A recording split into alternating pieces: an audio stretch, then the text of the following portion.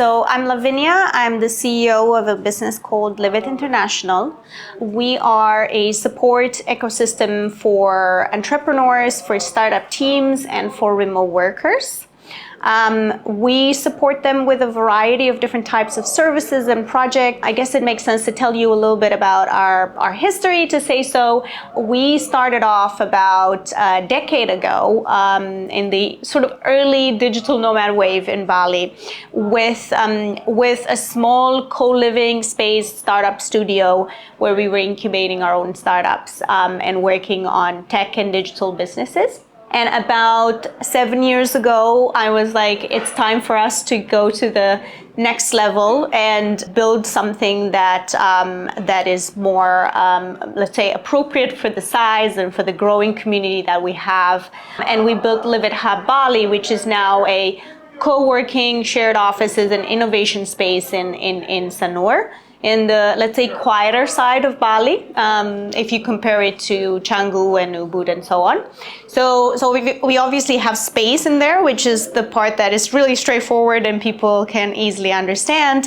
But we also have all kinds of other types of services that support tech startups and digital small and medium-sized businesses.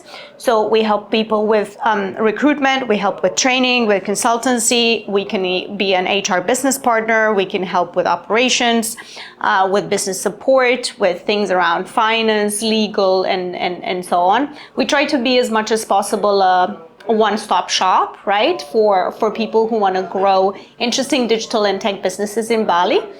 And we also have an education platform called the Remote Skills Academy, where so far we have upskilled and reskilled and helped train about 8,000 people, majority of them being Indonesian, with digital remote work skills, so that we have less of a gap between the people in Bali that are privileged to be able to work remotely and make money online and in digital environments, to say so, and the people who are perhaps stuck with maybe low-paid jobs in hospitality that are quite inflexible just around the area that they live in. As we know, Bali is a huge destination for digital nomads, and there is this big difference, right, between the people who earn dollars or euro and spend rupiah and the people who actually, you know, can only be maybe a driver or a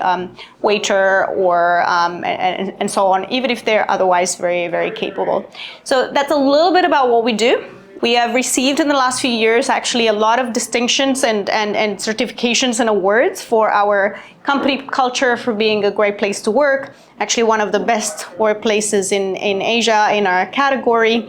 And it's been a really interesting ride.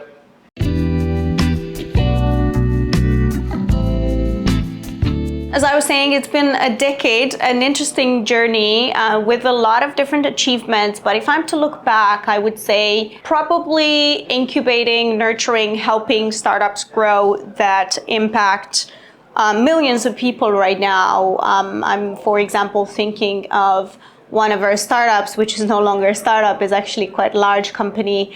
It's called Labster. It's revolutionizing the way science education is done through offering immersive labs in the online space for chemistry, biology, and so on, right? This is an award-winning technology which was, in many shapes and forms built from Bali with other countries as well. I'm thinking of, as you were saying, the Remote Skills Academy, where we've upskilled and reskilled helped all of these people, and it truly is life-changing in many ways, because once you are able to access this entire world of opportunities that is out there, not just in Bali or in Indonesia, your life changes in many ways. I'm thinking of a number of, for example, hackathon events where we've seen so many interesting ideas being emerging and being built sort of or having their inception in front of our eyes, to say so.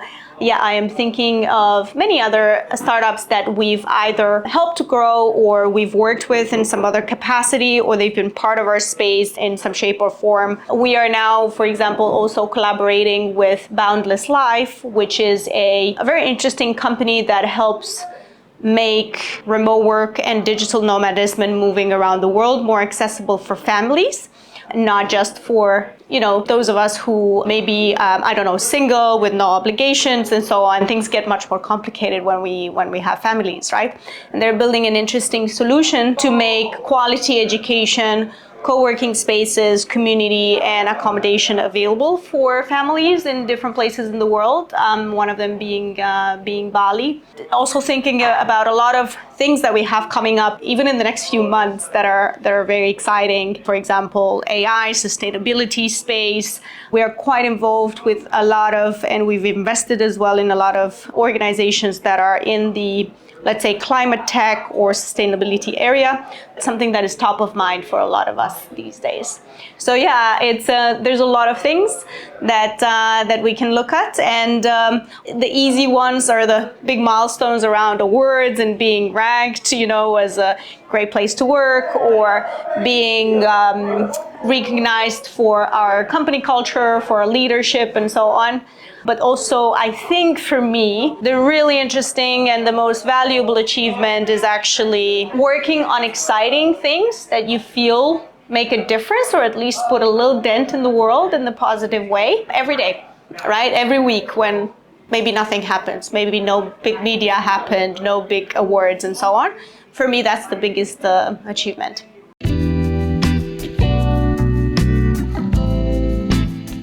I'd say that's a very, very good question. And it's also a really interesting challenge. I'm just going to call it out. I think what we sometimes see in Bali is we see the segregation, right, between spaces or communities that are for foreigners and spaces and communities that are for locals, right? What I really didn't want to have at the hub in our, let's say, physical community, because we have a digital community that is much larger than what's happening in Bali, but in our physical community and events and teams and so on across our organizations, is that kind of bubble, right? Bubble reality. So it's not always easy, because I think foreigners are here for their specific, let's say, motivations, and they have certain lifestyle preferences, budget preferences, and so on, even food preferences, right? And then sometimes Balinese locals can also be quite different from people who moved here from Jakarta, right? But also quite different from people who are here outside of their home country. So it's not always easy to converge or to bring together all of those different preferences, right? When you think in terms of offering services or events, when you think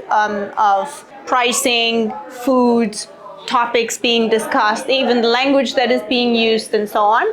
We do our very best to integrate things as much as possible, and to have a wide array of activities and topics that hopefully address everyone.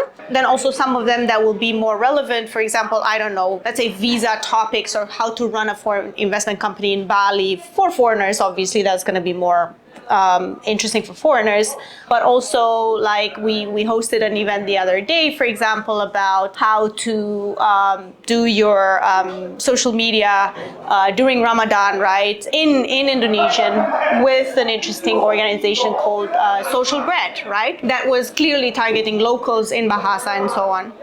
So I think it's not always easy, and it's easier to just do one thing, right? And then just be like, okay, whoever likes this, like, we just do this. And then if not, the people can go wherever they, find their tribe, to say so.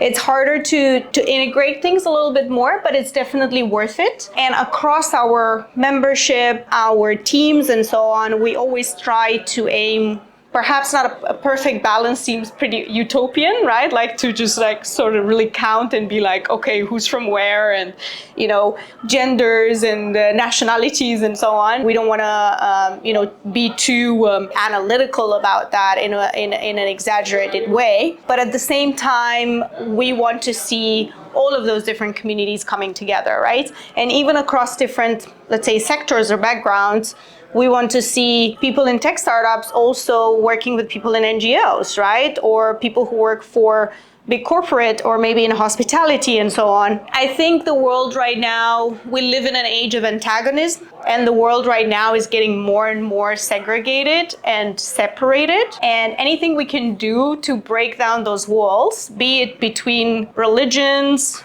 backgrounds, industries, right? People going to conferences with the same people from the same industry, being in the same echo chamber, and so on and so forth. Across different nationalities, different sort of preferences, the more we can do that, the better. So we try to do a bit of everything. I'm even thinking in terms of, we have people in our space who have families, and at 4:30 they want to be out the door, so they will not stay for social night, right? For an evening of movies or things like that. But then we also have people who just finish their day at 6 and they want to do those things, right? They want to do the networking drinks on the rooftop and so on after hours. So I think there's always a way to do a bit of everything, and then to also try sometimes to bring everyone together, and as much as possible to not favor only one type of activity or one type of person, to say so.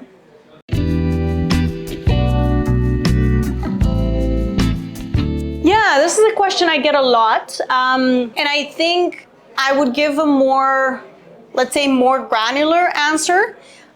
Because a lot of people, when they think of us, they think of just the space. When we think of Livit, we think about the entire, let's say, ecosystem of different companies, of startups, different projects, services, communities, and so on. So in terms of the space itself, I would say that's one of the ones that I would expand last, because we're much more interested in expanding our reach through our tech and digital startups, through the Remote Skills Academy, which I'm currently working on to bring to 2 new continents, right? To Africa through a project in Rwanda, and to Europe for immigrant and asylum seekers through a project in Belgium, right? It is much easier in today's world to scale digital and technology-based things than it is to scale brick and mortar. However, that being said, I'm not saying no. I'm not saying we're not going to have more hubs.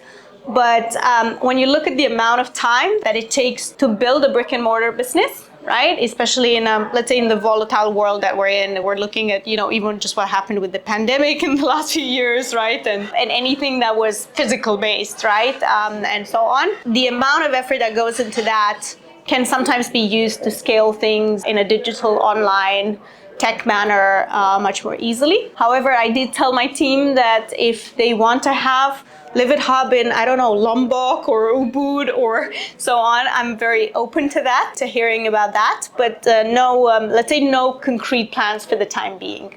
We're expanding our reach in other ways.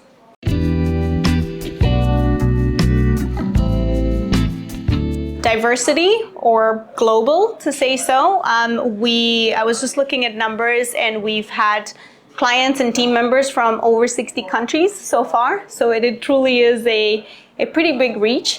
Learning, we love learning, and we're always experimenting with something and learning something new and building something new.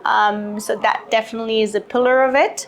Work reinvented, which is in many ways our tagline, because I believe that work is something that brings so many things in our lives. It brings meaning and identity and belonging and purpose and so many good things that make us human. But the way work looks like right now for a lot of people is broken and needs to be changed and reinvented. And I'm all here for it.